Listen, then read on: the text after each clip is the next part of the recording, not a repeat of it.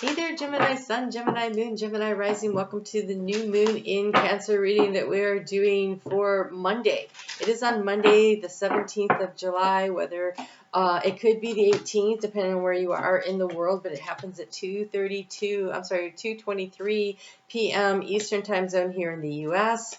That 2 and that 3 at the end on the minutes, that's pretty universal. That is the number of change. It is an opportunity to release, to let something go in order to create something new. I know it's a new moon, but the way the cycle has been setting up with all the information that's been coming through has very much been about choices and decisions. What are we making space for to plant the seed of intention?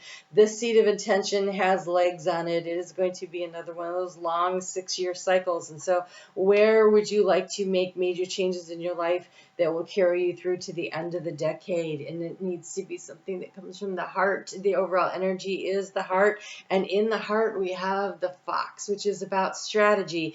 And so in this case, it is definitely saying that it would help you to get out of your head and into your heart and allow your heart to dictate the choice and the decision, the path you're going to take, because the way you transform what's transforming, it's the crossroads. It is a choice. It is a decision, right?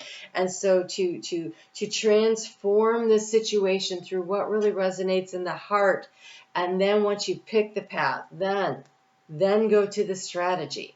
Then we go to the strategy to find our next steps, to make our next move, to develop the pathway for us. And so, you know, that's kind of a cool way of looking at it. Your superpower being your ability to be very curious about things, to investigate, to see things from a different point of view.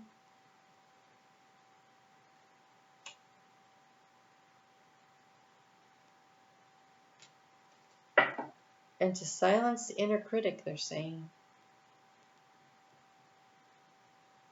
All right, so these cards are interesting that just came out, and I'm going to get back to the rest of these.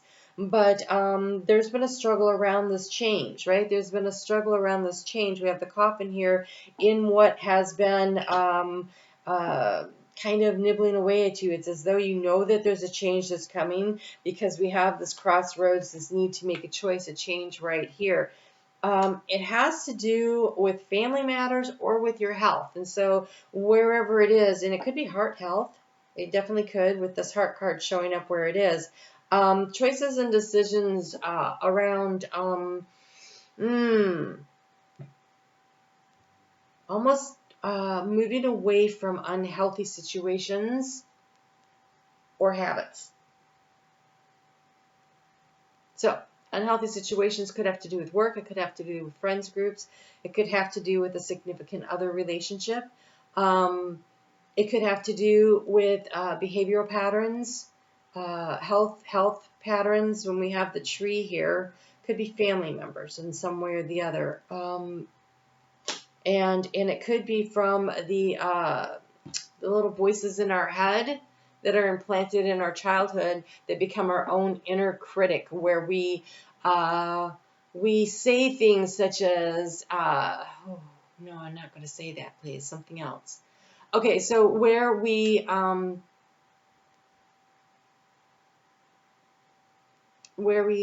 our mouth and our parents come out, right? Where we open our mouth and our parents come out, and we use those words that hurt us as a child to either hurt ourselves again by criticizing ourselves or criticizing those in our lives, using terminology and habits that were formed from hearing it repetitively as a child. So we have the critic here, and the critic says, constructive criticism, when asked for, is a gift between friends, but perfectionism, overanalysis, and pickiness do more harm than good. And so again, these are habits and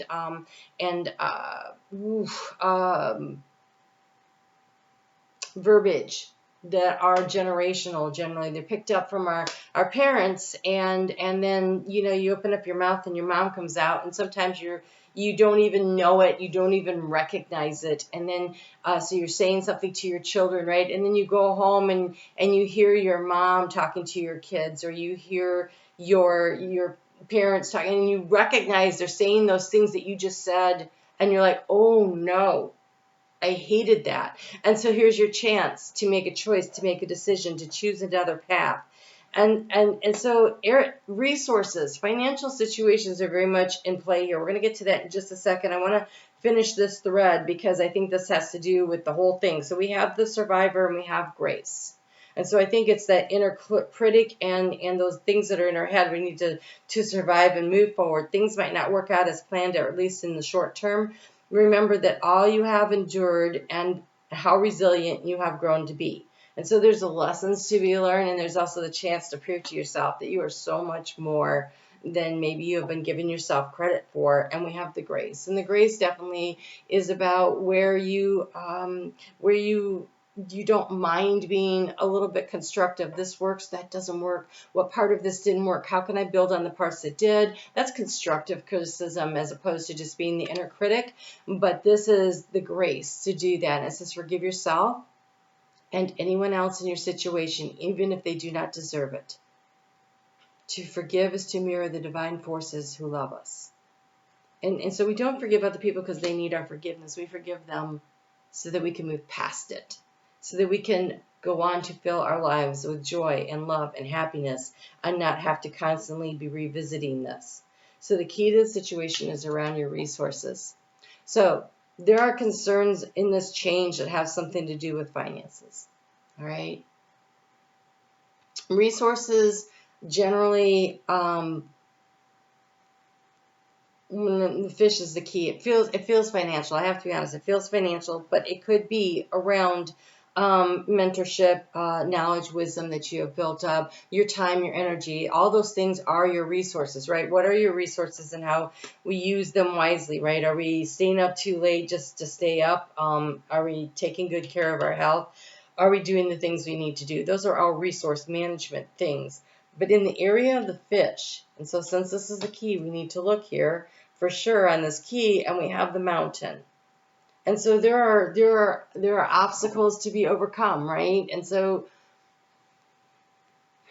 and the struggle is not feeling lucky because we have the card of the clover in the mountain house where the struggle is. We create our own luck. The words we use. I can't ever have enough. I never have enough money to do that. I don't have the talent to do that. When we say those things, we are using magic. We are using magic to make it so. The same way as we say things like, I don't know what the path forward is. I'm not sure which direction I'm going in, but I know I'm on the right path and I know I can manage all the obstacles on the way. I have confidence in myself. That is also magic, right? And in the action to take, we have the sun. So that is that confidence. The sun has to do with the cyclical nature of things. It has to do with divine timing, but this also has to do with you radiating the confidence out into the world that what you wish to manifest and create in your life, that you will. And you do this through your words and by taking the actions.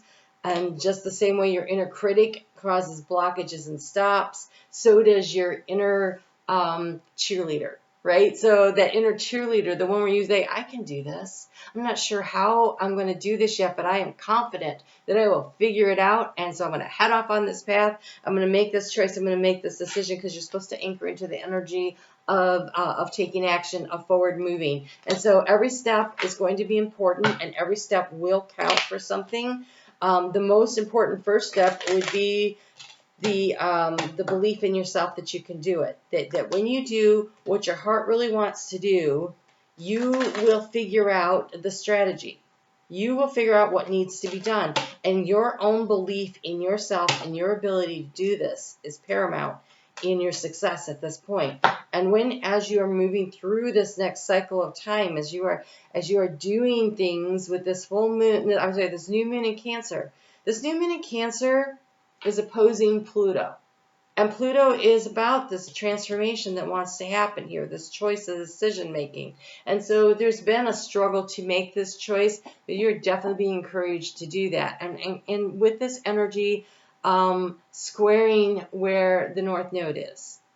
So the North Node is getting ready to move into Aries, but it's at 0 degrees and 1 minute of Taurus, and it backs up, but it's within the square. And so there is some energy around the uncertainty around the changes, right? Because it squares both the north and the south node. So it's almost like that space and time. How do you get things moving? You take a step, you take an action, movement toward what it is that you want.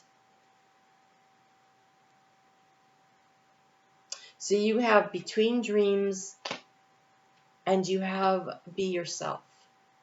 And so this crossroads that you're at, it's almost as though, you know, with the sun here, you've completed the cycle of something, a path you put yourself on at some point, and now the path is forking.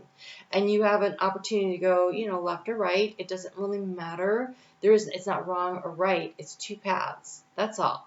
It's a decision. There will be lessons to learn along the way. There will be opportunities along the way. And in my opinion, we never step onto the wrong path. When people say, oh, you're on the right track, and I do it myself, I say that to people as an encouraging thing. Oh, you know you're on the right track when? But the truth of the matter is we're never really off track. Sometimes we take a very scenic detour that can last for years. So I think it would probably make more sense to say you're on the express track as opposed to the right track. But it doesn't matter, because eventually we always get to where we're supposed to go. The opportunity will always arise to help us for that overall game plan that we came in to do. And so this between dreams is almost as though they're asking you in the heart space with this new moon, what is the next dream that you want to make your reality? What is the next dream that you want to make your reality? This new moon at 24 degrees is trining Neptune in Pisces. Where is that at? Neptune in Pisces is at 27 degrees, and it's moving in retrograde. So it's really close. So it's giving you a chance to really look at that and to say, yeah, no, this is what I really want. And so you're between dreams. So pick a dream. It is a Cassini new moon, which makes it very fertile ground to be planting the seed of intention in. I want to say write it down. Write it down. Use your words. Don't say, I want to get out of debt. Debt has a negative connotation. I want to live in a financial abundance. All my needs are met. So, not even I want to. I live in financial abundance. All my needs are met before I even know that they exist. That is high vibrational manifestation. So, with that comes the daisy. Be yourself. You know when you're kids and you pick the petals off of daisies, she loves me not, right? This is really about you loving yourself. I love me, I love me, I love me. Maybe the big choice here is between do you love yourself or not? And I encourage you to love yourself. It is when we love ourselves that it puts us in that vibrational energy that draws and attracts other high vibrational opportunities to us in romantic partnerships, in friendships, in job opportunities, in financial resources. There's a big key that comes from truly loving ourselves that opens doors. We have the card of ease. May it be effortless. I love me. I love me. I am in the flow of grace. I'm in the flow of grace. We have the grace card and we have fish. And everything is just swimming along. Swim with the energy. Make choices and decisions that make your heart sing with joy. Be confident. And choose yourself. Choose your dream. Choose your goal. And silence the inner critic, because you can truly have it all if you believe in yourself. All right, Gemini, you guys take really good care of yourselves. I'm on Facebook every day. We work with the energy of astrology over there a lot. I am working with Venus over there right now. I'll be honest, I'm about a week behind on my Venus post. It's been a busy life, but I'm planning to get that back on track. We haven't really missed anything. She's in the third decan of Leo, the mastery. And she's going much slower because she's getting ready to station retrograde. And so catching up will be fairly easy for me. I just need to get it done. So much like you, I have to make choices and decisions with my time and resources, right? All right, you guys take really good care of yourselves. I'd love to see you over there. I am doing personal readings again. So there's a couple of slots left still for August, and then I am looking at opening up for the fall. I had to set up a couple things first. So you guys take good care. I'll talk to you again soon.